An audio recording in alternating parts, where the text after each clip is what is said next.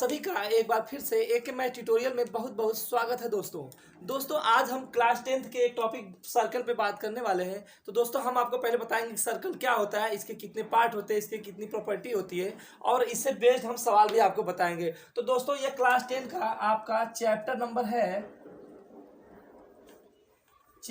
है दोस्तों 10। ये है आपका चैप्टर नंबर 10, एनसीईआरटी पैटर्न पे बेस्ड बुक से है दोस्तों देखिए क्या लिखा है। किसी निश्चित बिंदु के चारों ओर, एक हमने निश्चित बिंदु ले लिया, मान लीजिए हमारा बिंदु फिक्स हो गया, इस बिंदु का नाम मान लीजिए ओ है। कह रहे हैं कि इस निश्चित बिंदु के चारों ओर मतलब दो सब तरफ, चारों मतलब सब तरफ, इस निश्चित बिंदु के मान लीजिए यहाँ पे है, ये निश्चित बिंदु आपका हो गया। तो इस निश्चित बिंदु के चारों तरफ समान दूरी पर, यहां से ये वाली दूरी आपस में क्या होनी चाहिए, सब समान होनी चाहिए, सब दूरियां आपस में इक्वल होनी चाहिए। तो समान दूरी पर बिंदुओं के गमन पथ को, तो ये जो हमारा कर्व बना है वो किससे बना है, बिंदुओं से बना है। तो किसी भी निश्चित बिंदु के चारों ओर समान दूरी पर बिंदुओं के गमन पथ को क्या कहते हैं, वृत्त कहते हैं। किसी भी निश्चित बिंदु के चारों तरफ समान दूरी पर बिंदुओं के गमन पथ को क्या कहते हैं, वृत्त कहते हैं दोस्तों। इतना समझ में आ गया। और देखिए ये जो हमने इस तरह से ये वक्र खींचा है, ये जो बिंदुओं का गमन पथ है, तो इसी बिंदुओं के गमन पथ को हम कहते हैं परिधि। इसको क्या कहते हैं, परिधि कहते हैं दोस्तों। और इसके केंद्र और परिधि के बीच की जो डिस्टेंस है, इसको हम कहते हैं त्रिज्या। वृत्त के केंद्र और उसके परिधि के बीच की दूरी को त्रिज्या कहते हैं। और यहाँ पे देखिए, यहां से यहां तक जो है, ये भी आपकी क्या होगी, त्रिज्या होगी, यह भी क्या होगी, त्रिज्या होगी, यह भी त्रिज्या, यह भी त्रिज्या। इस तरह से आप यहाँ पर वृत्त में एक से अधिक त्रिज्याएं खींच सकते हैं। अर्थात आप कह सकते हैं कि किसी भी वृत्त की अनेक त्रिज्या होती है। किसी भी वृत्त की कितनी त्रिज्या होती है, अनेक त्रिज्या होती है। ये हो गई आपकी प्रॉपर्टी ए कि वृत्त की कितनी त्रिज्याएं होती हैं, अनेक त्रिज्याएं होती है दोस्तों। दूसरी खासियत यह दोस्तों कि वृत्त के केंद्र से होकर जाने वाली रेखा जो दोनों तरफ वृत्त के परिधि को टच करे। हमने क्या कहा कि वृत्त के, मान लीजिए ये आपका वृत्त है, ये हो गया आपका वृत्त, ये हो गया उसका केंद्र। तो वृत्त के केंद्र से होके जाने वाली रेखा और जो वृत्त के परिधि पर क्या करे, टच करे, ये उसका परिधि है। तो परिधि दोनों तरफ टच कर रहा है और ये रेखा कहां से होके जा रही है, केंद्र से होके जा रही है। तो इसे हम कहते हैं व्यास, इसे कहते हैं व्यास। तो दोस्तों आप यहाँ पे जरा देख लीजिए कि यहाँ पे है केंद्र और यहाँ से यहाँ तक की दूरी क्या हुई थी, आपकी त्रिज्या हुई थी। यहाँ से यहाँ की दूरी क्या थी, त्रिज्या थी। और यहाँ से यहाँ तक की भी दूरी क्या है, त्रिज्या है दोस्तों। तो त्रिज्या का अगर आप दोगुना कर देंगे, इधर की त्रिज्या इधर की त्रिज्या अगर आप क्या करेंगे, ऐड कर देंगे, तो आपका क्या मिल जाएगा दोस्तों, व्यास। तो वृत्त के केंद्र से होकर जाने वाली रेखा को क्या कहते हैं, व्यास कहते हैं। तो अगला आप जान लीजिए कि व्यास किसे कहते हैं, वृत्त के केंद्र से होकर जाने वाली रेखा, वृत्त के केंद्र से होकर जाने वाली रेखा को व्यास कहते हैं। ओके, तो और खासियत देख लिया जाए कि व्यास हमारा बराबर होता है त्रिज्या के दोगुने के। व्यास हमारा त्रिज्या के दोगुने के बराबर होता है दोस्तों। और ये जो रेखा, यह जो वक्र खींचा गया है इस तरह से, इसको क्या कहते हैं, परिधि कहते हैं। और दोस्तों परिधि बराबर आपका फार्मूला होता है 2 पाई r। और यहां पर r क्या है, r आपकी है त्रिज्या, r आपका त्रिज्या है। ठीक है दोस्तों, तो आइए हम प्रश्नावली की तरफ चलते हैं दोस्तों। और हाँ, एक इंपॉर्टेंट थ्योरम है जिसको आप देख लीजिए, क्योंकि उसका यूज आपकी प्रश्नावली में किया गया है। तो आइए हम आपको थ्योरम बता देते हैं दोस्तों। थ्योरम की तरफ चलते हैं। हमने थ्योरम क्या बताया कि किसी भी बाह्य बिंदु से वृत्त पर खींची गई स्पर्श रेखा, तो हम क्या करते हैं कि एक वृत्त बना लिए। अब वृत्त बनाने के बाद हम यहाँ वृत्त से एक बाह्य बिंदु ले लिया। मान लीजिए हमने यहाँ पे एक बिंदु ले लिया P, ये हो गया इसका बाह्य बिंदु। अब इस बाह्य बिंदु से अगर हम वृत्त पर स्पर्श रेखा खींचते हैं, तो यहां से अगर मैंने इस पे एक स्पर्श रेखा ऐसे खींच दिया दोस्तों, तो यह स्पर्श रेखा जिस बिंदु पर इसे टच करेगी, इस बिंदु पर अगर हम वृत्त के केंद्र से एक लाइन खींचते हैं तो हमेशा यहाँ पर 90 डिग्री का कोण बनेगा। ये है आपकी थ्योरम पहली, क्योंकि ये हमेशा सवाल में यूज होगी। अभी आगे हम प्रश्नावली बताएंगे तो इसका बहुत ज्यादा यूज है, इसलिए आप इसको जानते रहिए कि अगर हम बाह्य बिंदु से वृत्त पर कोई स्पर्श रेखा खींच रहे हैं इस तरह से, तो इस स्पर्श रेखा और केंद्र से अगर हम कोई रेखा मिला देते हैं तो यहाँ पर जो कोण बनेगा वो 90 डिग्री का बनेगा दोस्तों। ओके, और दूसरी थ्योरम ये है दोस्तों कि अगर हम किसी भी बाह्य बिंदु से वृत्त पर स्पर्श रेखा खींचते हैं तो मैक्सिमम 2 स्पर्श रेखाएं खींची जा सकती हैं। किसी भी बाह्य बिंदु से अगर वृत्त पर स्पर्श रेखाएं खींची जाए तो मैक्सिमम 2 से अधिक रेखाएं नहीं खींची जा सकती। तो देखिए ऐसे इस तरह से आप सिर्फ 2 ही रेखाएं खींच सकते हैं। मान लीजिए कि यह Q पर टच कर रहा था और यह मान लीजिए R पर टच कर रहा था, और अगर आप इसको यहाँ से ऐसे टच कराते हैं, मिलाते हैं, तो यहाँ पर जो एंगल बनेगा वो भी कितने डिग्री का बनेगा? 90 डिग्री का बनेगा दोस्तों। क्योंकि देखिए आप स्पर्श रेखा और वृत्त के केंद्र से जो लंब ये लाइन खींची गई है, तो हमने अभी भी आपको ये थ्योरम बताया है कि यहाँ पर जो एंगल बनेगा वो कितने डिग्री का बनेगा? 90 डिग्री का बनेगा। और सबसे बड़ी खासियत ये है दोस्तों कि ये जो यहाँ से यहाँ तक की डिस्टेंस होगी और यहाँ से यहाँ तक की जो डिस्टेंस होगी ये इक्वल होगी दोस्तों। क्या होगी? इक्वल होगी। मतलब यहाँ पर हो जाएगा RP इक्वल टू PQ, ये होगा दोस्तों। और यहाँ पर PRO एंगल PRO 90 डिग्री होगा दोस्तों। और यहाँ से यह भी कितने डिग्री का होगा? 90, मतलब PQO यह भी आपका होगा 90 डिग्री। तो आप थ्योरम अच्छे समझ गए। हमने क्या बताया कि अगर किसी बाह्य बिंदु से वृत्त पर अगर आप स्पर्श रेखा खींचते हैं तो केंद्र के साथ हमेशा वो 90 डिग्री का कोण बनाएगी, और अगर यहाँ से एक और हम स्पर्श रेखा खींच दें तो इन दोनों स्पर्श रेखाओं की ये जो दूरी है यहाँ से यहाँ तक की, वह हमेशा क्या होगी? इक्वल होगी दोस्तों। तो आइए प्रश्नावली की तरफ चलते हैं दोस्तों, आपका एक वृत्त दिया है और वृत्त पर एक स्पर्श रेखा खींची गई है, और उस स्पर्श रेखा जो वृत्त पर स्पर्श कर रही है, यहाँ पर इस बिंदु का नाम है P, और इस बिंदु P से कुछ दूरी पर एक बिंदु है Q, और Q जो है O के साथ कितनी दूरी पर है? 12 सेंटीमीटर दूरी पर है दोस्तों। और इस वृत्त की त्रिज्या कितना दिया है? 5 सेंटीमीटर। वृत्त की त्रिज्या कितना दिया है? यहाँ देखिए दिया है ना, वृत्त की त्रिज्या 5 सेंटीमीटर। तो हमने 5 सेंटीमीटर का एक वृत्त बना लिया। उसके बाद दोस्तों अभी हमने आपको थ्योरम बताया था कि अगर हम किसी बाह्य बिंदु से वृत्त पर स्पर्श रेखा खींचते हैं तो यह स्पर्श रेखा केंद्र के साथ कितने डिग्री का कोण बनाएगी? 90 डिग्री का कोण बनाएगी। अभी हमने आपको थ्योरम बताया है। तो आप अब इसको देख लो, यह आपका हो गया समकोण त्रिभुज। कैसा त्रिभुज हो गया? समकोण त्रिभुज हो गया। क्यों? क्योंकि इसका एक कोण कितने डिग्री का है? 90 डिग्री का है दोस्तों। तो ये हो गया आपका समकोण त्रिभुज। नाम क्या है इसका? OPQ। इसका नाम है OPQ। ये आपका हो गया समकोण त्रिभुज। अब इसमें जरा आप ध्यान से देखिए कि 90 डिग्री की जो सामने वाली साइड होती है इसको क्या बोलते हैं? इसको बोलते हैं दोस्तों कर्ण, और इसको बोलते हैं लंब। ये हो गया दोस्तों आपका आधार। तो आप इसमें पाइथागोरस प्रमेय लगा दीजिए। तो पाइथागोरस प्रमेय क्या होता है? आप जानते हैं कि पाइथागोरस प्रमेय वो होता है कर्ण का स्क्वायर बराबर लंब का स्क्वायर प्लस आधार का स्क्वायर। यही होता है पाइथागोरस प्रमेय। तो आप इसमें वैल्यू पुट कर दीजिए, आपका आंसर अभी आ जाएगा। तो कर्ण आपका कितना है? 12 है, तो कर्ण की जगह रख देंगे 12 का स्क्वायर। और लंब कितना है दोस्तों? तो लंब आपका ये है, तो लंब की वैल्यू कितना दिया है? 5। तो आप यहाँ पे रखेंगे 5 का स्क्वायर। और आपका आधार बेस कितना है ये पता नहीं है, तो हम इसका नाम रख देंगे PQ। तो यहाँ पे आप लिख देंगे PQ का स्क्वायर। ये हो गया। अब आपको PQ की वैल्यू निकालनी है। चुप करिए इसको। तो 12 का स्क्वायर होगा दोस्तों आपका 144, और 5 का स्क्वायर होगा 25 प्लस PQ का स्क्वायर।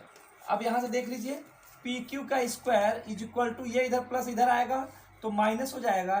तो आपका हो गया 144 माइनस 25। उसके बाद इसमें से इसको माइनस कर दीजिए। तो आप माइनस करिए, 4 14 में से 5 गया, 9 बचेगा।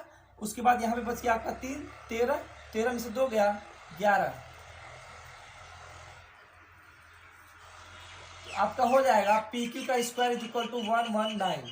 और यहाँ से पी क्यू बराबर होगा दोस्तों, ये स्क्वायर है उधर जाएगा तो हो जाएगा रूट में 119 सेंटीमीटर।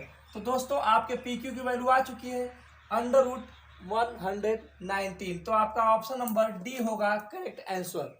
आइए अगले प्रश्नावली की तरफ चलते हैं दोस्तों। इस प्रश्नावली में एक ही यही सवाल कठिन था, इसको हमने आपको बता दिया। आइए दोस्तों अब हम बात करते हैं प्रश्नावली 10.2 के पहले सवाल की। तो हम आपको अब प्रश्नावली 10.2 बता रहे हैं क्योंकि उसमें एक ही सवाल था, अब इसमें बहुत से सवाल है तो हम इसको शुरू कर रहे हैं। इसका ये पहला सवाल है कि एक बिंदु Q से एक वृत्त पर स्पर्श रेखा खींची गई है। तो ये हमारा बिंदु हो गया Q और ये हो गया आपका वृत्त, और वृत्त के एक बिंदु का P पर स्पर्श रेखा देखिए खींची गई है, और इस स्पर्श रेखा की लंबाई कितना दिया है 24 सेंटीमीटर। तो हमने यहाँ से यहाँ तक की डिस्टेंस मान लिया 24 सेंटीमीटर। उसके बाद क्या कह रहा है कि Q की केंद्र से दूरी, तो ये जो Q है इसकी केंद्र से दूरी कितनी सेंटीमीटर है 25 सेंटीमीटर। तो Q की केंद्र से दूरी कितनी देखिए दोस्तों दिया है 25 सेंटीमीटर, ये हमने खींच दिया। अब आपको पता करना है कि वृत्त की त्रिज्या क्या होगी, मतलब कि ये जो हमारा वृत्त है इसका केंद्र O है, तो यहाँ से यहाँ तक की यही तो त्रिज्या होगी। तो आपको वैल्यू फाइंड करनी है OP की। किसकी वैल्यू बतानी है दोस्तों, OP की वैल्यू बतानी है। तो आइए इसमें क्या करेंगे आप, सिंपल सी बात है, हमने कहा था कि केंद्र से स्पर्श रेखा पर जो एंगल बनता है वो क्या होता है हमारा 90 डिग्री का होता है। तो आप इसमें पाइथागोरस थ्योरम लगा दीजिए। तो लिखेंगे समकोण त्रिभुज OPQ में, समकोण त्रिभुज OPQ में। तो दोस्तों समकोण त्रिभुज OPQ हमारा जो है इसमें आप लगाइए पाइथागोरस। तो आप जानते हैं कि कर्ण का स्क्वायर बराबर होता है लंब का स्क्वायर प्लस आधार का स्क्वायर, यही फार्मूला जानते हैं आप। तो आप कर्ण कितना है हमारा दोस्तों, कर्ण हमारा देखिए 90 के सामने वाली जो साइड सबसे बड़ी साइड यही कर्ण होगी। तो OQ क्या हमारा कर्ण है OQ का स्क्वायर बराबर लंब कितना है दोस्तों, तो ये है आपका लंब वो है OP का स्क्वायर प्लस आधार मतलब ये कितना है PQ का स्क्वायर।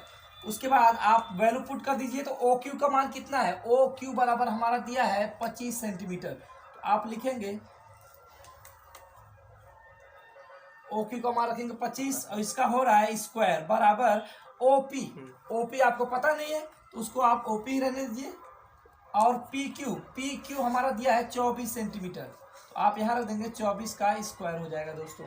तो सॉल्व करिए। तो दोस्तों हम क्या करेंगे 25 का स्क्वायर कर देंगे। तो 25 का स्क्वायर होता है 625 बराबर OP का स्क्वायर प्लस 24 का स्क्वायर होता है दोस्तों 576।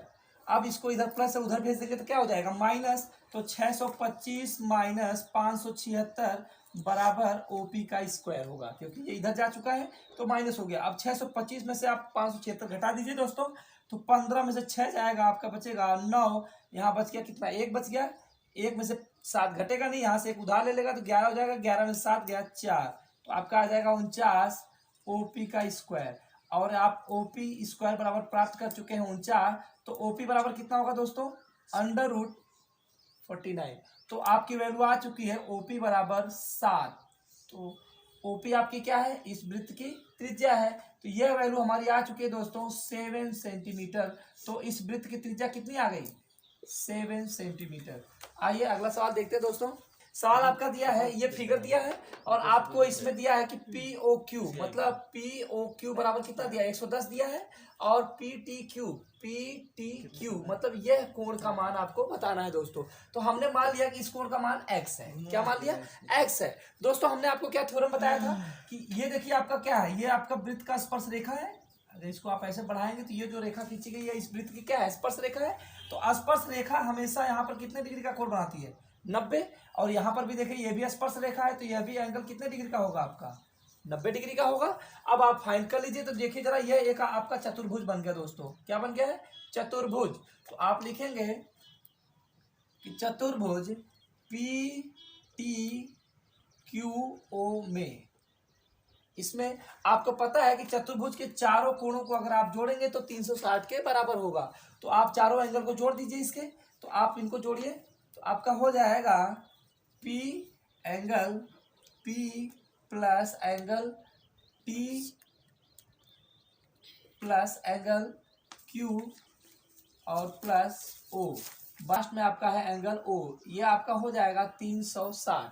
उसके बाद P का मान कितना दिया दोस्तों 90, यहाँ पे आप 90 रख लेंगे। टी का मान नहीं पता, वो हमने एक्स वैल्यू माना है, तो एक्स हो गया, और क्यू का मान है 90, तो आप यहाँ से 90 कर लेंगे। और ओ की वैल्यू आपका दिया है कितना, 110, और बराबर आपका हो जाएगा 360।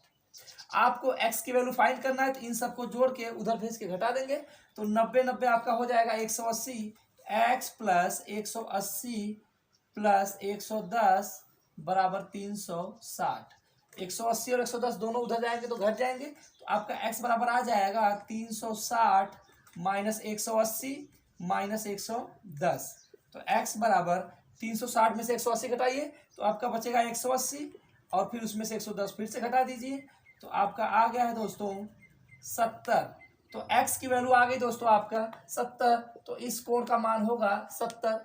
मतलब कि पी टी क्यू, यही x हमारा है, पी टी क्यू हमारा क्या है, x के बराबर है, तो हमारी वैल्यू आ चुकी है पी टी क्यू बराबर 70 डिग्री। ये होगा दोस्तों आपका आंसर। आइए दोस्तों सवाल को देखते हैं। आपका दिया कि यदि एक बिंदु P से, एक हमने बाह्य बिंदु ले लिया P, और P से किसी ओ केंद्र वाले वृत्त पर स्पर्श रेखाएं खींची गई है पी ए और पी बी। तो हम यहाँ से एक पी ए खींच दिया और हमने एक क्या खींच दिया, पी बी खींच दिया, और कह रहा है कि वो रेखाएं परस्पर कितने डिग्री के कोण पर, 80 डिग्री। मतलब दोस्तों ये पूरा का पूरा एंगल आपका होगा 80 डिग्री का। उसके बाद हमने क्या किया, वो पूछ रहा है कि पी ओ ए का मान बताइए, तो पी ओ ए मतलब इस एंगल का मान पूछ रहा है दोस्तों, तो इसको हम लेट कर लेते हैं एक्स। इसको क्या मान लेते हैं, एक्स मान लेते हैं। तो यह टोटल 80 है, तो यहां से अगर हम यहाँ पे एक लाइन खींचते हैं तो यह जो लाइन होगी इसके 2 बराबर भाग करेगी, तो यह कोण हमारा 40 हो जाएगा, और ये भी हमारा क्या हो जाएगा, 40 हो जाएगा दोस्तों। उसके बाद आप यहाँ पे देखिए त्रिभुज एक बन गया है ए ओ पी, ये आपका त्रिभुज बन गया है। तो आप लिखेंगे कि त्रिभुज समकोण त्रिभुज ओ ए पी में, आप इसमें देखिए कि त्रिभुज के तीनों कोणों को अगर आप जोड़ते हैं तो उसका मान कितना होता है, 180 होता है। तो त्रिभुज के तीनों कोणों को जोड़ लीजिए दोस्तों, तो आप जोड़ेंगे एंगल ओ ए पी, मतलब ये वाला angle O A P plus A P O plus O A P या पी ओ ए बराबर आपका होगा 180, क्योंकि त्रिभुज के तीनों कोणों का योगफल 180 होता है। अब आप वैल्यू लाके पुट कर दीजिए, ओ ए पी मतलब इस कोण का मान कितना है 90, यहाँ पे आप लिखेंगे 90 डिग्री। उसके बाद ए पी ओ मतलब ये कितना हमारा आ गया है 40, तो ये हो गया आपका 40 degree plus angle P O A बराबर, इसको हमने x माना है तो इसे हम लिख देंगे x बराबर 180। ये दोनों इधर प्लस है उधर जाएंगे माइनस हो जाएंगे, तो x बराबर आपका आएगा 180 माइनस 90 माइनस 40। तो x बराबर 180 में से 90 घटा दीजिए, आपका आ जाएगा 90। उसके बाद उसमें से फिर से आप 40 माइनस कर दीजिए दोस्तों, तो x की वैल्यू आ चुकी है दोस्तों 50 डिग्री। तो आपका x का मान आ गया 50 डिग्री, मतलब कि पी ओ ए, एक्स हमारा यही ना है, पी ओ ए यही x है, तो आप लिखेंगे एंगल पी ओ ए बराबर 50 डिग्री। तो ऑप्शन में देख लीजिए दोस्तों, आपका ऑप्शन नंबर 1 इसका होगा करेक्ट आंसर। आइए दोस्तों अगले सवाल की तरफ चलते हैं। आपका दिया है कि सिद्ध कीजिए किसी वृत्त के किसी व्यास के सिरों पर आपने क्या बना लेना है, वृत्त बना लेना है, और उस वृत्त का आपको खींच देना है व्यास। तो ये हो गया इसका केंद्र O, और ये आपका हो गया क्या हो गया व्यास। तो ये हो गया दोस्तों आपका व्यास। कह रहा है कि व्यास के सिरों पर खींची गई स्पर्श रेखाएं। तो हमने क्या किया, यह व्यास हमारा हो गया, व्यास का एक सिरा हमने F मान लिया और एक E मान लिया, और इस पे हमने एक स्पर्श रेखा यहाँ से खींच दिया और एक स्पर्श रेखा यहाँ से खींच दिया। तो कह रहा है कि सिद्ध कीजिए कि ये जो स्पर्श रेखाएं है वो क्या होंगी, समांतर होगी। मतलब आपको प्रूव करना है कि ए बी समांतर है सी डी के। आपको प्रूव करना है कि ए बी जो होगा वह सी डी के क्या होगा, समांतर होगा। मतलब ये है दोस्तों कि ए बी और सी डी के बीच की जो डिस्टेंस है ये क्या होगी, इक्वल होगी। आपको यही प्रूव करना है। तो आइए हम आपको बताते हैं कि अभी हमने आपको बताया कि अगर किसी भी वृत्त पे अगर हम कोई स्पर्श रेखा खींच रहे हैं तो वह स्पर्श रेखा उसके केंद्र से हमेशा 90 डिग्री का कोण बनाती है दोस्तों। तो ये आपका हो गया, देखिए केंद्र हो गया। अब केंद्र से यहाँ पे आप एक पॉइंट लीजिए, तो ये इसकी स्पर्श रेखा है, तो ये हमेशा कितने डिग्री का कोण बनाएगी, 90 डिग्री का कोण बनाएगी। और इधर से भी देखिए तो ये इसकी स्पर्श रेखा है और ये केंद्र से हो गया, तो यहाँ पर कितने डिग्री का कोण बनेगा, 90 डिग्री का कोण बनेगा। तो यहाँ पर एक थ्योरम और लगेगी कि अगर दो रेखाएं ऐसे खींची गई हो और उनको अगर एक रेखा काट दे और उस रेखा के द्वारा अगर यहाँ पर एकांतर कोण आपस में बराबर हो जाए, अगर एकांतर कोण आपस में बराबर हो जाए, ये वाला एंगल अगर इसके बराबर हो जाए तो ये दोनों रेखाएं आपस में क्या होंगी, समांतर होंगी। तो यहाँ पर जरा देखिए, ये वाला हमारा 90 डिग्री है और इधर वाला 90 डिग्री है, तो ये दोनों क्या है, एकांतर कोण है। अगर ये दोनों एकांतर कोण है तो ए बी जो होगा वो सी डी के क्या होगा, समांतर होगा। तो आप लिखेंगे कि ओ ई बी, आप लिखेंगे एंगल ओ ई बी बराबर 90 डिग्री। उसके बाद इधर आप आ जाइए तो ओ एफ सी बराबर होगा आपका 90 डिग्री दोस्तों। तो दोनों तरफ से आप देखिए इसका एकांतर कोण जो हुआ है वो बराबर है। जब एकांतर कोण अगर बराबर हो गए तो जो रेखाएं होंगी वो क्या होंगी, समांतर होंगी। मतलब कि ये रेखा इसके समांतर होगी। तो आप यहां से कह सकते हैं कि ये दोनों एकांतर कोण है, ये दोनों आपके हैं एकांतर कोण दोस्तों। अगर ये एकांतर कोण है तो आपकी जो रेखा है ये क्या होगी, इसके पैरेलल होगी। तो आप इस तरह से देख सकते हैं, अभी भी हमने आपको बताया कि दो रेखाएं एक दूसरे के समांतर कब होंगी, जब अगर उनको कोई तीसरी रेखा काटती है। तो ये देखिए, ये रेखा आपकी अगर काट रही है, व्यास अगर इसे आगे तक बढ़ा दिया जाए तो ये वाला क्या होगा, एकांतर कोण होगा ना, मतलब इस तरह से।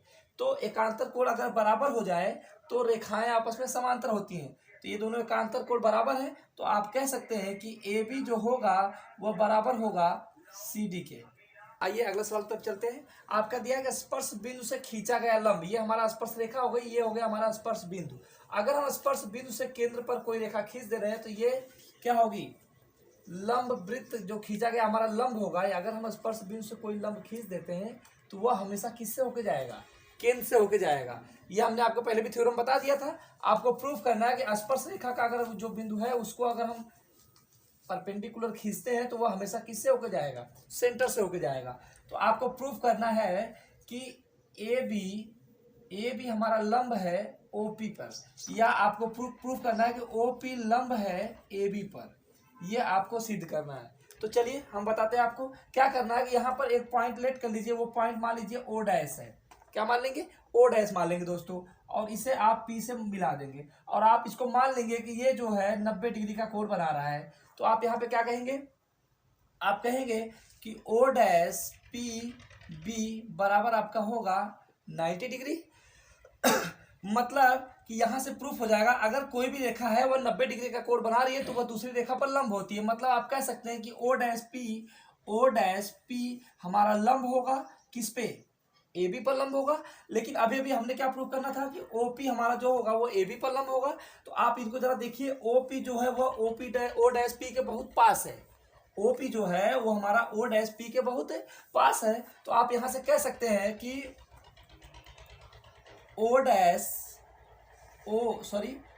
पी बी ये हमारा होगा 90 डिग्री, क्योंकि हमारा ओ डैश जो है हमारा ओ के बहुत पास है। तो आप इनसे कह सकते हैं कि ओ पी बी बराबर 90 डिग्री। मतलब ओ पी बी ये पूरा एंगल आपका कितने डिग्री का हो गया, 90 का हो गया। जब ये पूरा 90 का हो गया तो ये जो हमारी साइड होगी वो क्या होगी, इस पे लंब होगी। तो आप कह सकते हैं कि ओ पी लंब है ए बी पर। ये हो गया दोस्तों आपका प्रूफ।